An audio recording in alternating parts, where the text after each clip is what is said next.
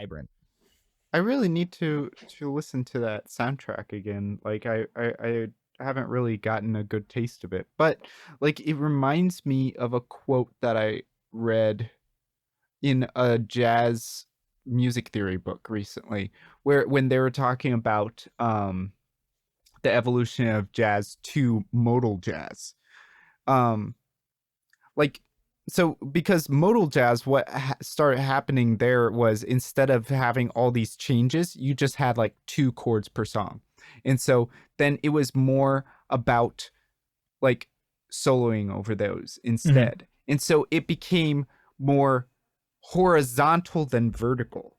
And that's what I feel like with like more atmospheric pieces, they stretch it out and they make it horizontal. Like the other thing they were talking about is chords, like scales just being horizontal chords, Huh. you know? That's an interesting way to look at that, actually. So like I like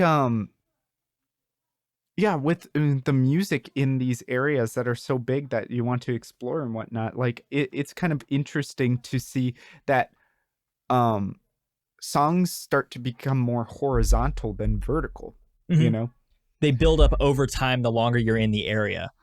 Hmm.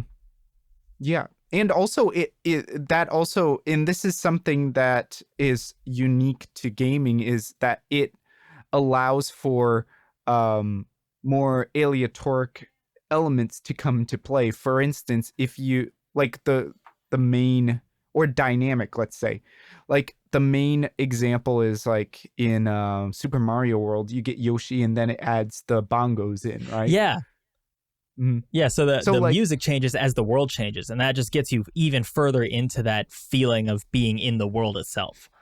yeah, because like you, for instance, you might get like a special sword, and then the maybe like the orchestration changes or something. You know, it Hmm. becomes brighter or something like that.